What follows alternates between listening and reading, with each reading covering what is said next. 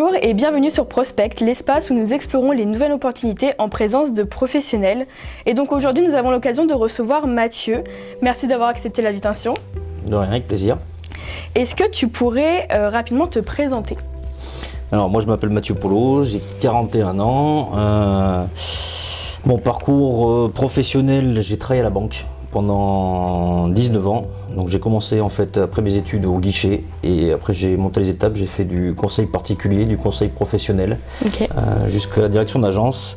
Et depuis 2 ans et demi, je suis gérant d'une société qui s'appelle AP Expert Gestion Consulting, qui est de l'accompagnement dans la gestion et le pilotage des entreprises au niveau de toutes les entreprises qui existent. Ok. Et comment tu en es venu du coup de passer à la banque à travailler du coup dans la gestion et l'accompagnement des entreprises? Une bonne question ça.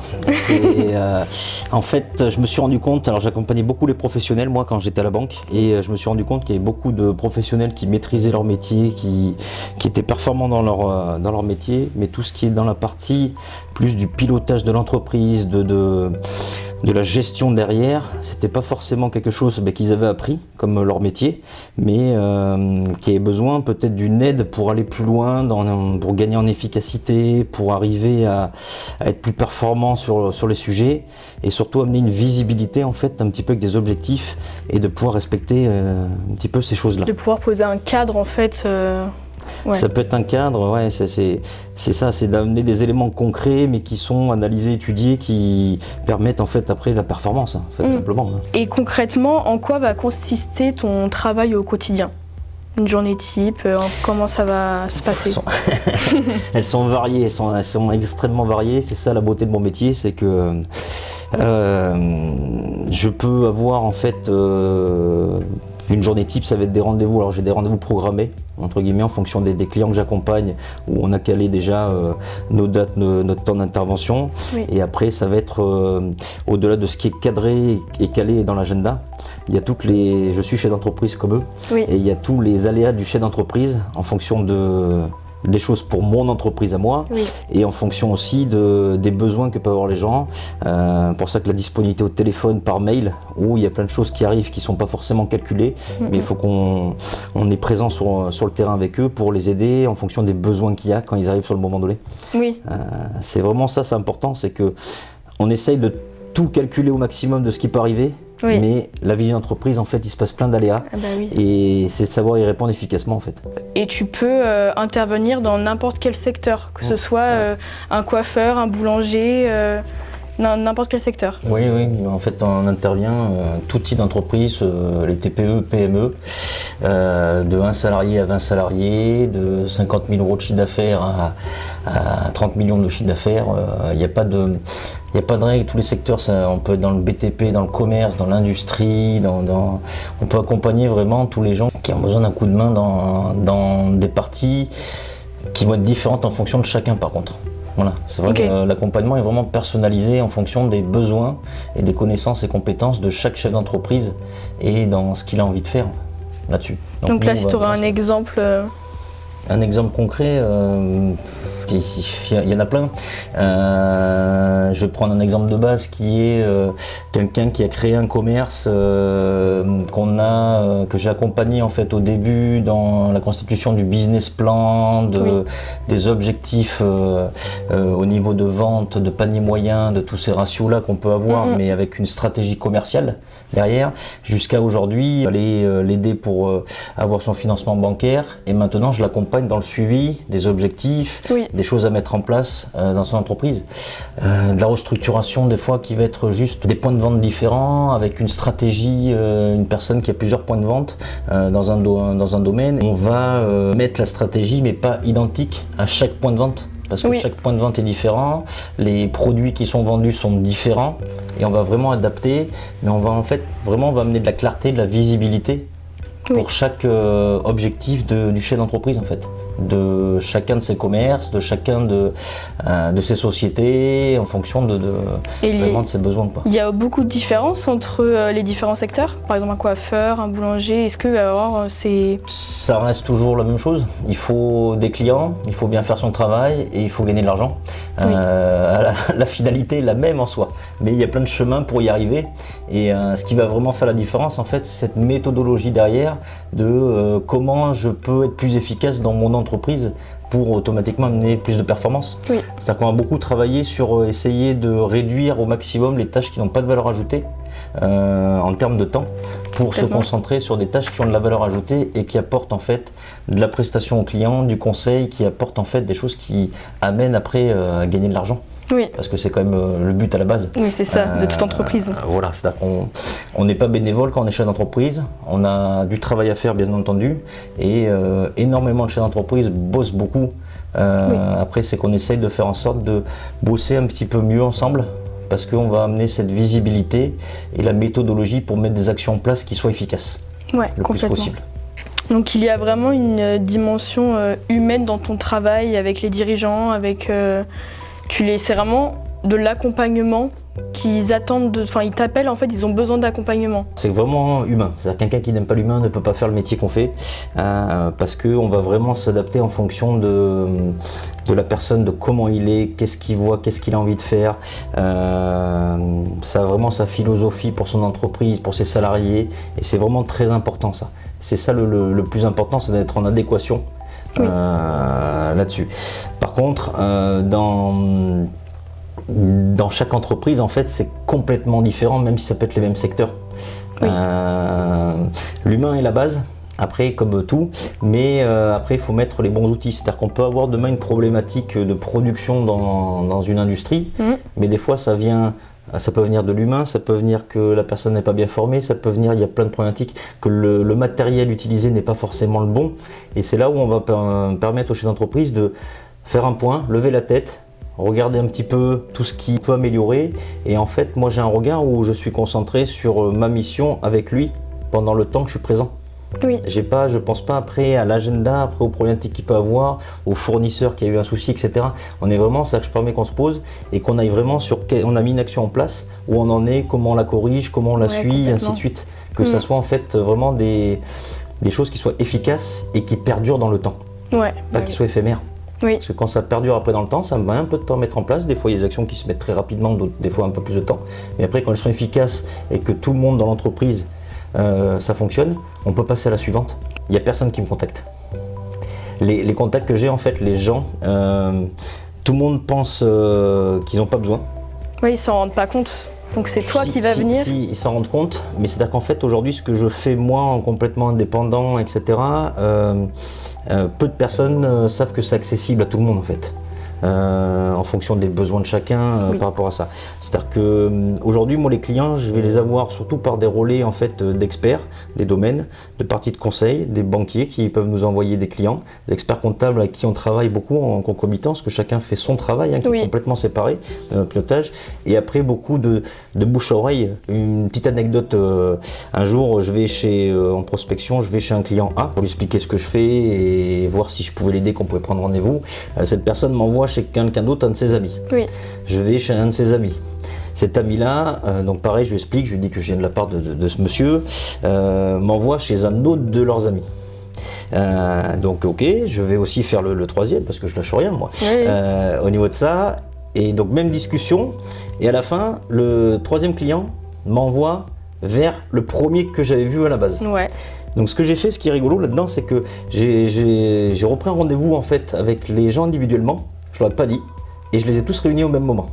Parce que tout le monde pense que les autres ont besoin, mais personne pense qu'on peut avoir besoin pour soi-même. Et là-dessus, en fait, c'est qu'aujourd'hui, ces trois clients ont travaillé ensemble.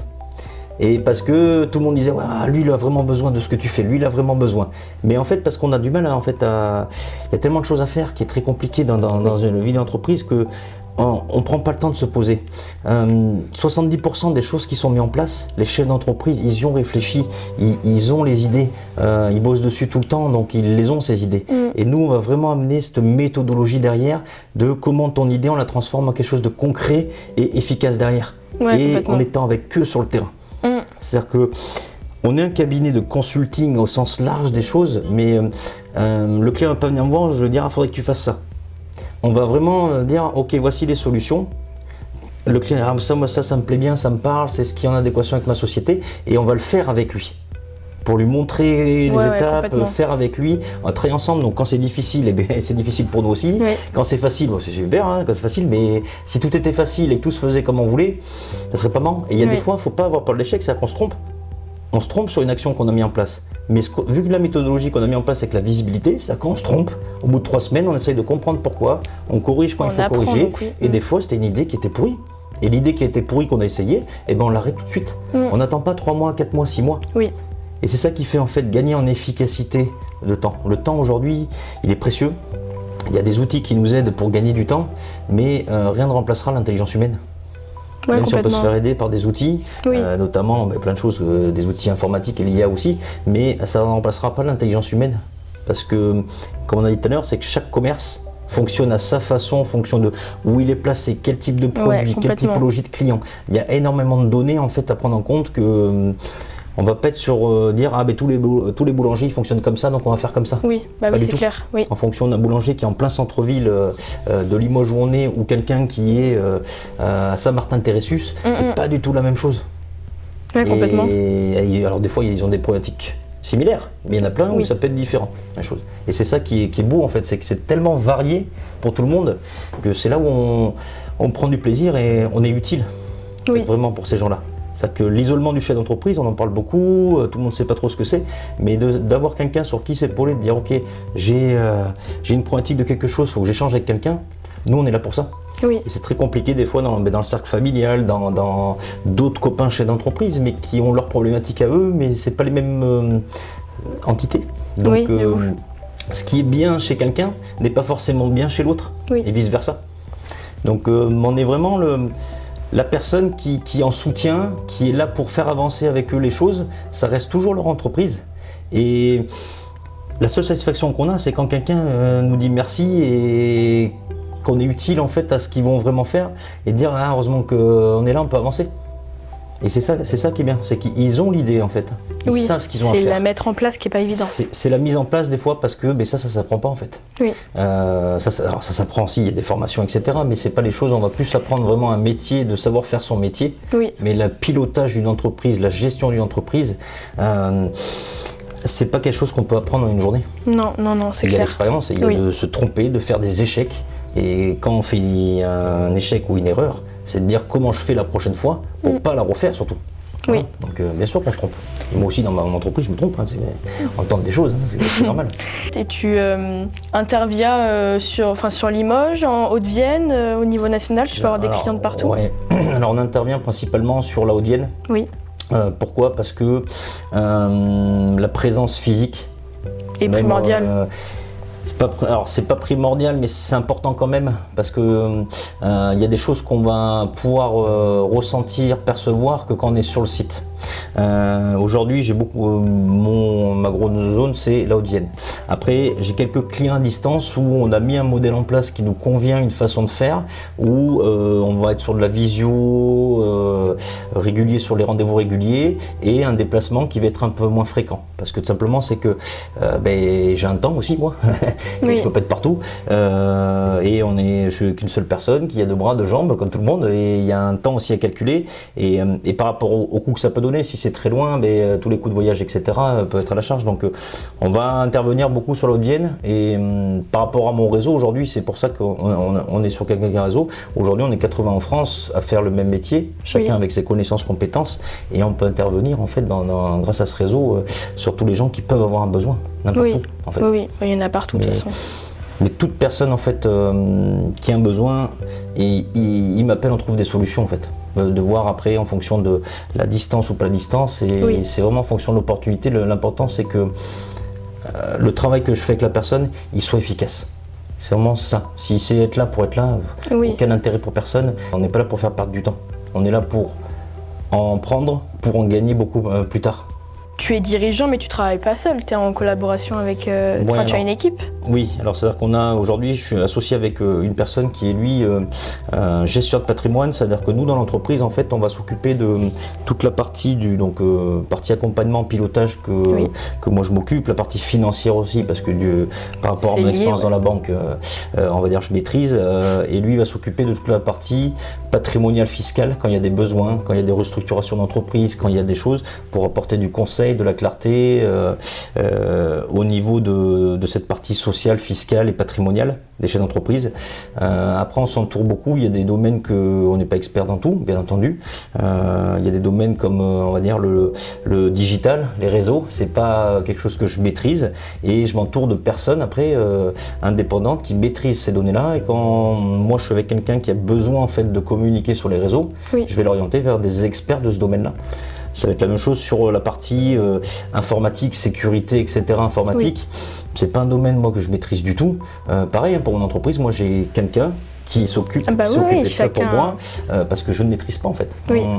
On n'est pas expert dans tout. C'est-à-dire que nous on va vraiment faire ce qu'on sait faire, ce qu'on maîtrise, et le reste en fait on va s'entourer de personnes compétentes qui va faire que le chef d'entreprise en fait on est un peu son chef d'orchestre. Quand il a un besoin, on va l'orienter vers les personnes en fait qui peuvent l'accompagner, et beaucoup d'experts comptables avec qui on peut travailler, qui ont leur domaine d'expertise au niveau de la comptabilité, etc. et de ce qu'ils maîtrisent, où on travaille beaucoup en concomitance, de chacun fait son rôle en fait. Oui, complètement.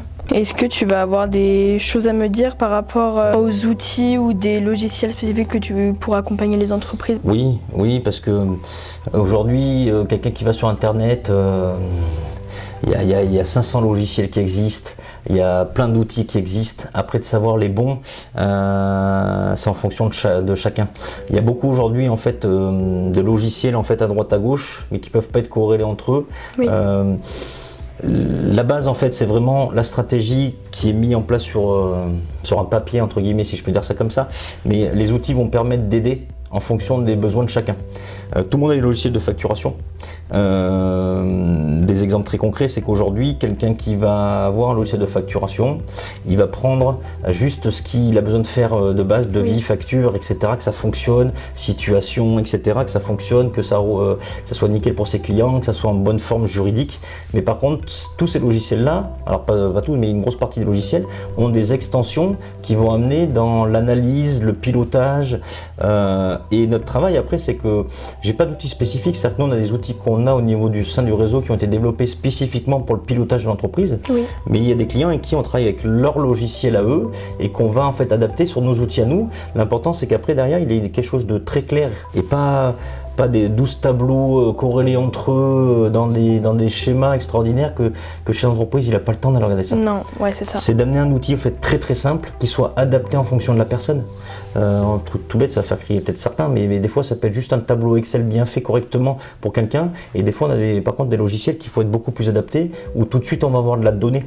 Cette donnée va permettre nous de faire le travail d'analyse derrière, et de dire ok, là on voit qu'il y a un décalage par rapport à ce qu'on a prévu, mais c'est qu'est-ce qui s'est passé réellement.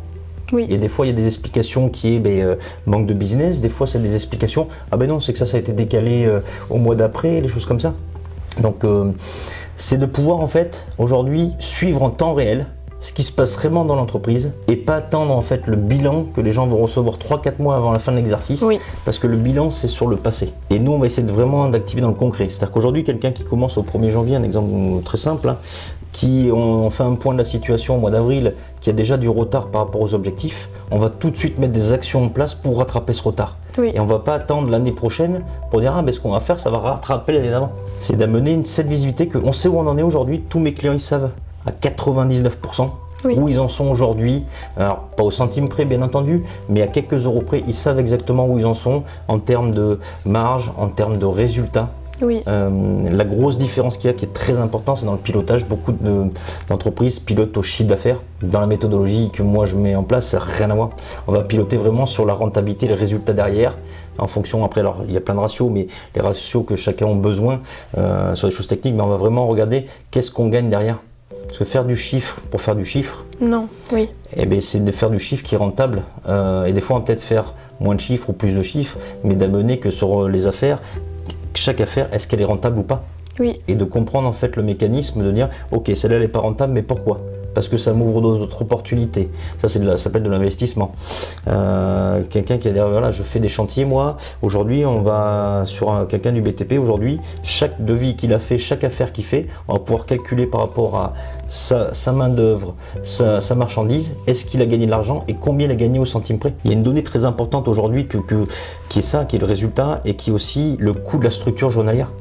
Beaucoup se posent la question de combien en fait me coûte ma société. C'est-à-dire que le lundi, on arrive au boulot, combien ça me coûte le lundi.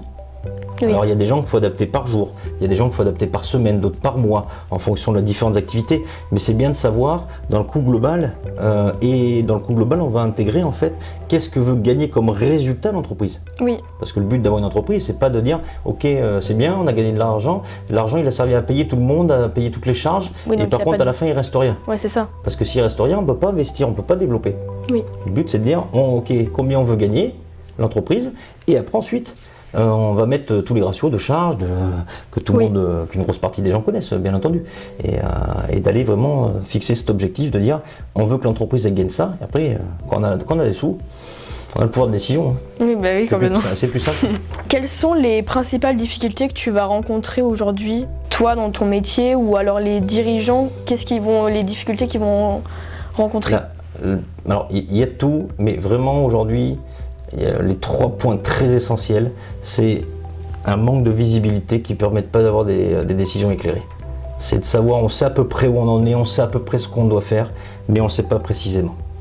Et quand c'est très clair, qu'on a la visibilité de savoir où on en est, on sait ce qu'on doit faire après en stratégie, en objectif, donc on doit se fixer. Il y a la partie après, toujours le nerf de la guerre en fait d'une entreprise aujourd'hui, c'est la trésorerie. La trésorerie aujourd'hui, on sait que sans trésorerie, on dort mal. Quand on a la trésorerie, on dort toujours mieux. L'argent, mais que ce soit des chefs d'entreprise ou des particuliers, quand on a une difficulté financière, c'est toujours, on se pose plein de questions, etc. Mais cette visibilité, la méthode de dire on avance avec des choses claires, c'est-à-dire que dans les actions qu'on va mettre en place, on ne met pas 50 choses à la fois.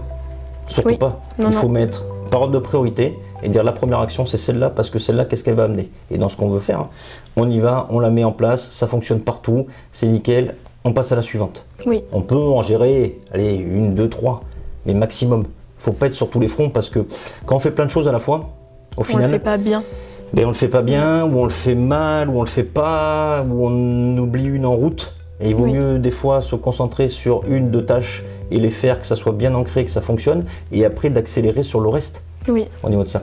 Et ça c'est important, mais en ayant en fait la présence de quelqu'un comme moi, ça permet tout de suite de dire ok, je sais où j'en suis, on a mis les ratios dès le départ, on sait que là on est bon, on passe à la suivante. C'est ces questions que peuvent se poser le chef d'entreprise qui se pose tous les jours, toute la journée. Oui, bah oui. C'est d'être l'interlocuteur, de dire qu'est-ce qu'on en pense. Et on échange à deux. À deux, on est toujours plus intelligent que tout seul. Ça ne veut pas dire, attention, que je sais tout et que je maîtrise tout, que je sais tout. Mais l'échange qu'on a, il vient souvent d'une réflexion qu'on peut avoir en commun. Et chacun donne ses idées et au final, on arrive à une idée qui est meilleure que celle que chacun avait individuellement. Oui. Et après, c'est la mise en place. Il faut passer à l'action. Réfléchir, c'est bien. Mais si c'est réfléchir pour réfléchir, quel intérêt ? C'est ça, exactement. Il faut réfléchir, passer à l'action et essayer des choses. C'est ça le monde dans l'entreprise. Est-ce qu'il y a parfois des situations ou des diagnostics qui t'ont particulièrement marqué ? Est-ce qu'il y a des anecdotes que tu aurais là ? Honnêtement tous, parce que c'est tellement sur l'humain et chacun est différent. Tous mes diagnostics, en fait, la méthode elle est simple, c'est que ça commence par un rendez-vous avec la personne de découverte qui va durer en fonction de différentes sociétés, mais qui va durer entre 2 et 4 heures. Ça coûte rien du tout, c'est juste un rendez-vous de découverte pour savoir comment fonctionne la personne, comment ça marche, comment il gère sa boîte, comment il la pilote, les outils qu'il a, ainsi de suite. C'est vraiment tout un audit de ce qui se passe. Alors c'est pas un audit, c'est vraiment un rendez-vous de découverte qui va un diagnostic complet de comment fonctionne la personne. Après, on va se baser sur les éléments qu'il a chiffrés, donc les éléments, les bilans comptables, etc. Ou après, on va rendre un diagnostic. Tout ça, dans ce diagnostic qui est rendu, c'est un concentré de le rendez-vous qu'on a fait et les éléments chiffrés. Pour voir si ça correspond ou pas. Et 50%, c'est vraiment le rendez-vous qu'on a fait avec la discussion avec le dirigeant et 50% avec les éléments chiffrés. Ce diagnostic, pareil, c'est qu'on fait un deuxième rendez-vous et dedans, je donne les actions en fait que le chef d'entreprise, il doit, par rapport à ce qu'il veut, par rapport à où il en est, ce qu'il doit mettre en place, lui, dans son entreprise, pour accéder à ce qu'il a envie de faire. Et c'est à partir de là où, si le client souhaite qu'on travaille ensemble, qu'on part en mission et qu'il y avait qu'il y ait une facturation, parce que moi aussi, il faut bien que je gagne ma vie pour payer ce que j'ai à payer et puis partir un petit peu en vacances de temps en temps. Non, mais moi aussi, il faut que je gagne de l'argent, on est d'accord. Là-dessus, c'est les gens, ils vont décider de dire, ok, j'ai besoin d'accompagnement et on va le faire ensemble et on y va. Les missions, elles peuvent aller, en fait, ça peut être une mission sur un item exactement sur là-dessus où on va l'aider, ça peut être sur une mission de longue durée et ainsi de suite. Dans les anecdotes, je vais donner, j'en ai plein en fait, parce que chaque rendez-vous est unique et chaque rendez-vous amène son lot de choses. À chaque fois, ça me met toujours doute de dire est-ce que je le fais bien, ce que je fais, etc.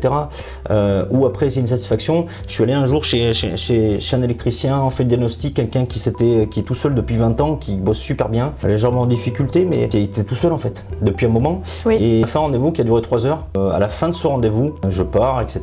Donc le diagnostic, je le rends sous généralement une dizaine de jours maxi. Le lendemain, ce monsieur m'appelle, je dis oula, qu'est-ce qui se passe? C'est bizarre parce que d'habitude les gens ils attendent que j'appelle pour et en fait ce monsieur il m'a juste dit là vous m'avez reboosté, je suis reparti de l'avant et juste ça en fait, même si demain on travaille aujourd'hui ensemble avec ce monsieur, mais même si on n'est pas travaillé ensemble, etc. Juste mon intervention, même si j'ai rien gagné, j'aurais rien gagné si on n'avait pas travaillé ensemble, mais de ça c'est que je me dis que je sers à quelque chose en fait.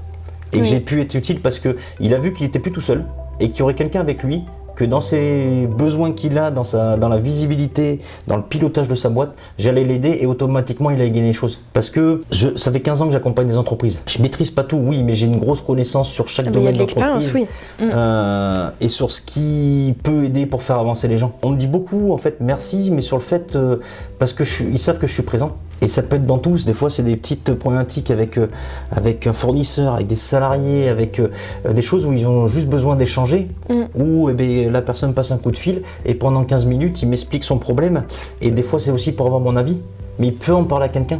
Et ça c'est super important, parce qu'aujourd'hui quand on a son entreprise, on ne va pas forcément en parler à ses salariés, on ne va pas en parler dans sa famille et on ne sait pas trop avec qui échanger. Et donc on devient aussi la personne, sans aller dans la psychologie, etc. Mais on devient la personne un soutien qui va pouvoir donner des choses concrètes après, ok, il y a cette problématique, et maintenant qu'est-ce qu'on fait et qu'est-ce qu'on met en place direct pour avancer en fait. Et c'est ces petits coups de boost des fois, mais il y a tout. Et c'est là où, quand je vois des gens qui gagnent plus d'argent en moins de temps, il y en a aucun qui n'est pas content. Je vais dire là-dessus. On est vraiment en fait utile vraiment à tout le monde. Des fois, il y a très peu de choses à faire. Des fois, il y a beaucoup de choses à faire. Toute cette présence, en fait, elle sert à dire qu'ils peuvent y arriver de façon beaucoup plus rapide que si eux, ils mettent en place. Quand ils vont mettre en place une idée, ça va mettre 3, 4, 6 mois en fonction de chacun. Quand nous, on va être là en fait en accompagnement avec une personne, vu qu'on cale le rendez-vous et que c'est comme un rendez-vous avec un client, on est là, on bosse, on va être beaucoup plus rapide et efficace parce qu'on va réfléchir à deux, on avance plus vite, simplement. Comment tu vois évoluer ce métier d'expert en gestion dans les prochaines années? Je pense que ce métier, en fait, alors qui est très peu connu, donc expert en gestion, c'est le nom, mais bon, un expert en gestion et surtout pilotage. Parce que la gestion, voilà, c'est pas de la gestion administrative, c'est pas ce qu'on fait, c'est vraiment du pilotage d'entreprise au niveau vraiment business, ratio qu'on peut faire. Je pense qu'aujourd'hui, ça va se développer énormément. Parce que le métier du conseil, il y en a, il y en aura de plus en plus, mais surtout c'est après l'accompagnement sur le terrain qui est important. Voilà, de donner un conseil, tout le monde donne des conseils à tout le monde. Ah, faudrait faire ci, faudrait faire ça, super. Mais c'est pas ce qui manque en fait, c'est oui, ok, mais comment je le fais en fait?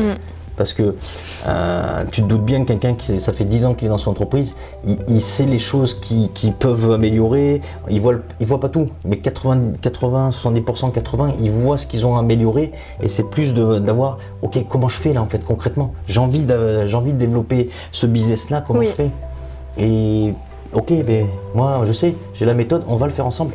Mon but c'est vraiment de leur montrer en fait comment on fait, c'est pas de faire à leur place, c'est leur montrer pour que demain, cette tâche, ils savent faire. Il n'y a plus besoin de moi là-dessus. Et demain, ils vont mettre une action par eux-mêmes, tout seuls, quelque chose comme ça, où nous, on va mettre peut-être un petit suivi, etc. Alors, ils vont toujours échanger parce qu'on a toujours ce truc de dire est-ce que c'est bien fait ou pas. Il ne faut pas chercher l'excellence, en fait. Il faut chercher d'être le plus efficace possible en fonction de ce qu'on fait. Et qu'à la fin, en fait, notre finalité, c'est souvent des clients et que les clients soient satisfaits de notre travail. Et un client satisfait, que ce soit en termes de prestations, que ce soit en termes de commerce, etc., c'est un client qui va nous recommander, c'est un client qui va revenir. Et c'est ça l'essence d'un chef d'entreprise, c'est que la boîte elle tourne avec que des clients contents. Après il y en aura des mécontents, et parce qu'on fait tous des erreurs, mais il y a des façons après, quelqu'un où on s'est trompé, il y a des façons après de rectifier le tir tout en prenant en considération le problème. Oui. Pas un souci. Oui, complètement. Est-ce que on va dire les facteurs externes, les évolutions économiques ou réglementaires, est-ce que ça change beaucoup la manière d'accompagner les entreprises ? Oui et non. C'est-à-dire que oui quand même, parce que dès qu'il y a des évolutions, en fait, on est obligé de s'adapter en permanence. Oui. Les évolutions, qu'elles soient réglementaires, qu'elles soient après économiques, on va prendre l'exemple en ce moment, mais par rapport au prix de l'essence, oui. En termes automatiquement, quand il y a des coûts supérieurs de la vie, les activités entre guillemets dans les business de loisirs, c'est ce qu'on va restreindre peut-être un peu plus que les choses. Donc il y a des choses qu'il faut prendre en considération par rapport à ça, mais c'est des choses qu'on subit. Oui. Une évolution réglementaire, demain il y a une nouvelle loi qui passe sur quelque chose, il faut juste être au courant et réussir à... Et voilà. Et l'important, en fait, le gros travail à faire, et c'est ce que fait tous les chefs d'entreprise aujourd'hui en France, c'est qu'en fait, il y a une faculté d'adaptation énorme. Et on est obligé de s'adapter en permanence. Oui. C'est-à-dire que tu te doutes bien que dans les actions qu'on met en place et dans le plan qu'on met en place avec les gens, jamais ça se passe pile poil comme on avait prévu. Non, bah non. Sinon, ça serait trop beau et ça serait trop facile. Et ça serait même pas marrant.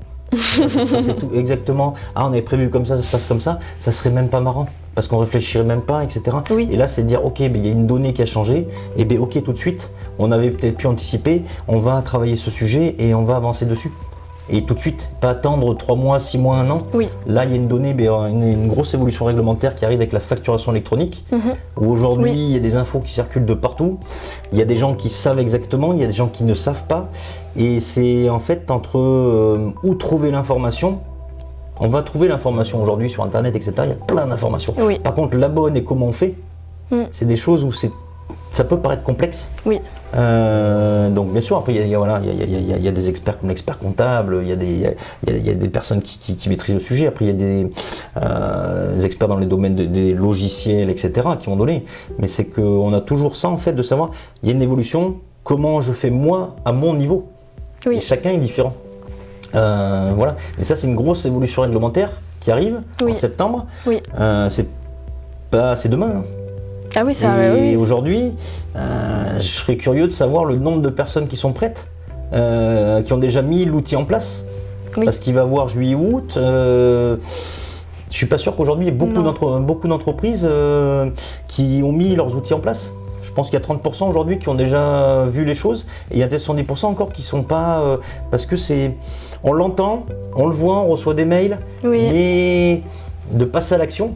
Il y a toujours, là, on a l'information et passe à l'action, mais il y a un temps de réaction. Oui, complètement.